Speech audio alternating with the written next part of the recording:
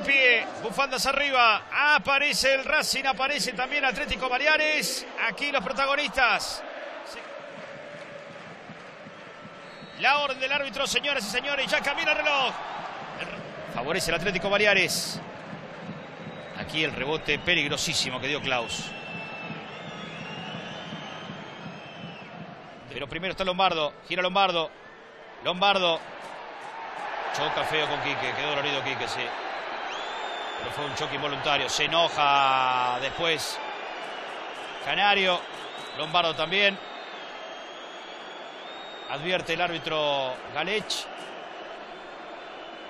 En el suelo Canario. Cuando el árbitro dice hasta aquí llegamos. Señoras y señores, final del primer tiempo. Pobre. Ahora sí, ya estamos viendo la segunda parte de la primera final por el ascenso. Pelota adentro, la jugaron ahora. Atención con Barral, cae Barral. Un poco que le inventó, otro poco que lo tocaron. Lo cierto es que cobró falta el árbitro, quiere apurar. Sergio Ruiz, no lo dejan. Calma, calma. Señala el árbitro. ¿Hay falta? Sí.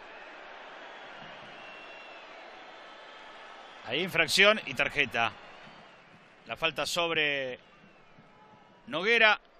Para darle, también está Lombardo. Subió Gil, quiere lo Artúa. El centro de Lombardo, buen centro, cabezazo, ¡palo! Lo tuvo Barral, pegó en el palo.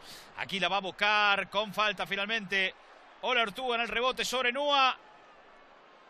La más clara del partido. La más importante fue esta para el Racing de Santander. Tras el tiro libre de Lombardo. Aitor Buñuel. Busca Callarga. Toma Pérez, falta. Tomó Pérez, falta y está molestado Pérez. ¿Se va? Se va. Expulsado Pérez. Va a terminar con 10 Atlético Baleares. Y se queda sin la segunda final. Pérez. Lo tomó de la casaca. Creo que está bien expulsado.